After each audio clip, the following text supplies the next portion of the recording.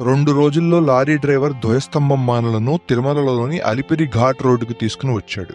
Alipiri ghat road ప్రవేశం దగ్గర ఒక్కసారి లారీ దిగి తిరుమల కొండ వైపు చూశాడు. తర్వాత ప్రసాద్ గారి దగ్గరికి వచ్చి, నా జీవితంలో అత్యంత ప్రమాదకరమైన డ్రైవ్ చేయబోతున్నాను సార్. అత్యంత బరువైన పొడవైన ధ్వజస్తంభం మానులు ఉన్న ఈ 16 చక్రాల లారీని ఈ 7 కొండల ఘాట్ రోడ్డుపై ఎక్కడా ఎట్టి పరిస్థితుల్లోనూ ఆపకుండా కొండ మీదకి తీసుకెళ్లాలి. కానీ ఎన్ని రోజుల్లో లారీని కొండ ఎక్కించగలనో చెప్పలేను. ఇది నా జీవితంలో ఎప్పుడూ చేయని ఒక పెద్ద సాహసం. ఇది ఒక సవాలుగా తీసుకుంటున్నాను. మధ్యలో బండరాళ్లు విరిగిపడవచ్చు, పిట్టగోడలు కూలిపోవచ్చు అన్నాడు. బండలు విరిగిపడినా పిట్టగోడలు కూలిపోయినా నిన్ను ఏమీ అనము అని ప్రసాద్ గారు అభయమిచ్చారు. డ్రైవర్ ఆ వెంకటేశ్వర స్వామిని తలుచుకుని తిరుమల కొండపైకి ప్రయాణం మొదలుపెట్టాడు. అక్కడి నుండి మలుపు తిరిగినప్పుడల్లా ఒక్కో ప్రమాదం జరుగుతూ ఉంది. ఒక మలుపులో ధ్వజస్తంభం మానులు కొండకు తగిలి బండరాళ్లు దొర్లిపడుతున్నాయి. మరో మలుపులో 16 చక్రాల ఆ లారీ టైర్లు తగిలి లోయ వైపున్న టేకుమానులు విజయవంతంగా తిరుమలకు చేరాయి. అన్నిటిలోకి సులక్షణమైన ఒక మానుని ధ్వజస్తంభంగా నిలబెట్టడానికి నిర్ణయించారు. మంచి ముహూర్తం కూడా పెట్టారు. కానీ అసలు పని ఇప్పుడే మొదలు. పాత మానుని తొలగించి దాని స్థానంలో నూతన ధ్వజస్తంభాన్ని ప్రతిష్ఠించాలి.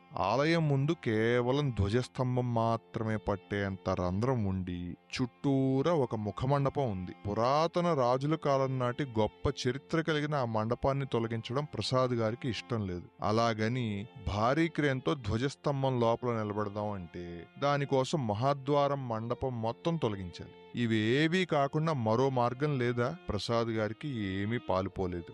అర్ధరాత్రి వరకు కుస్తీలు పట్టి ఇక ఓపిక లేక ఇళ్లకు బయలుదేరారు. 3 వారాల కష్టం, రాత్రనక పగలనక పడిన శ్రమ, కర్ణాటక నుండి తెప్పించిన ఈ టేకుమానులు, ఇవన్నీ వృధాయేనా?